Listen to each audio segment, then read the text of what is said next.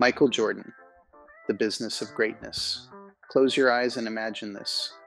The lights are bright, the arena is packed, and Michael Jordan takes flight. Tongue out, ball cocked back, gliding through the air like he owns it. In that single image, you see more than basketball. You see a symbol. You see a brand. Michael Jordan is widely considered the greatest to ever play the game. 6 championships, 5 MVPs, countless unforgettable moments. But here's the twist. Jordan's true genius wasn't only in how he played. It was in how he was marketed, and how he and his team built an empire that still dominates today. This is the story of how a basketball legend became the most successful brand in sports history. From the start, Jordan was different. He didn't just score points, he made the game look cinematic. Every dunk was a poster. Every fadeaway was art. Every victory felt like destiny. But what made him truly marketable was his personality. Jordan wasn't brash like Muhammad Ali, and he wasn't quiet like other stars of his era. He was competitive, fiery, and charming. The kind of person who could intimidate his opponents and inspire his fans at the same time. And marketers understood this. Jordan wasn't just a man. He was a story people wanted to buy into. A story about excellence, about chasing greatness, about proving doubters wrong. Enter 1984. Nike was struggling. Adidas and Converse were the big names, but Nike took a gamble. They signed a rookie named Michael Jordan to his own shoe deal. The NBA had a strict uniform policy back then, and Jordan's red and black sneakers broke the rules. The league fined him $5,000 every time he wore them. But Nike, they paid the fine and turned it into a marketing goldmine. Their message was clear. The NBA banned these shoes, but they can't ban you from wearing them. That campaign wasn't about sneakers. It was about rebellion, about individuality, about telling kids these aren't just shoes, they're your chance to stand out. The result, a cultural earthquake. Air Jordans weren't just selling, they were flying off the shelves. Every release created hysteria. Kids lined up outside stores. Sneaker culture was born. And Jordan became more than an athlete.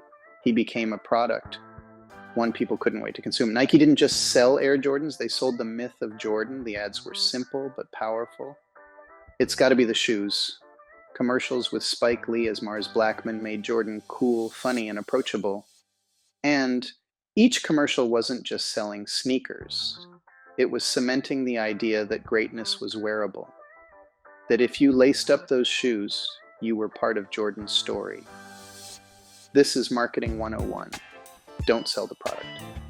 Sell the transformation. Nike wasn't asking people to buy shoes. They were asking them to buy into a dream. Fast forward to 1992. The Barcelona Olympics. The Dream Team. For the first time, NBA players could compete in the Olympics. And on that court was Jordan, the brightest star among legends like Magic Johnson, Larry Bird, and Charles Barkley. But here's what's important. That wasn't just basketball. That was global marketing on the grandest stage. Millions of people around the world who had never seen the NBA before were suddenly watching Michael Jordan dominate. And what happened next? The Jordan brand exploded internationally. Kids in China, Spain, and Brazil wanted to be like Mike.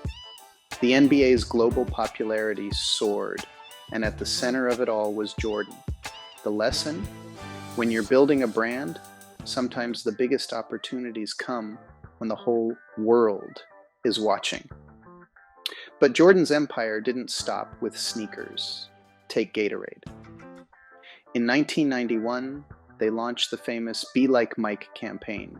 Catchy jingle, colorful ads, but more importantly, it tapped into the universal desire of every fan.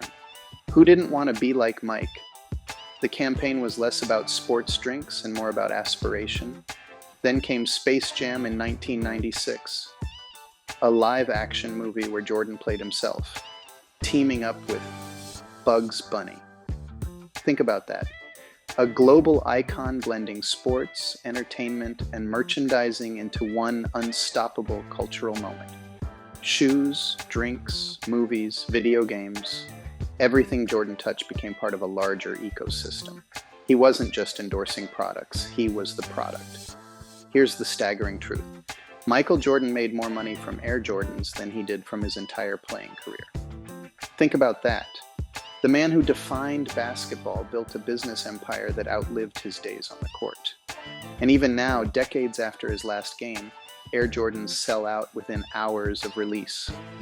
Young kids who never saw him play still wear his sneakers like badges of honor. That's not just brand loyalty, that's cultural immortality. Michael Jordan didn't just change basketball, he changed marketing. By blending storytelling, scarcity, lifestyle, and global exposure, Jordan and his team created a blueprint for branding that every athlete, influencer, and marketer still tries to copy today. In the end, Jordan's legacy isn't only 6 championships or the title of GOAT. His legacy is proof that greatness, when marketed the right way, can last forever. And that's why when you see that iconic Jumpman logo, it's not just a symbol of a player, it's a symbol of an empire built on the genius of marketing.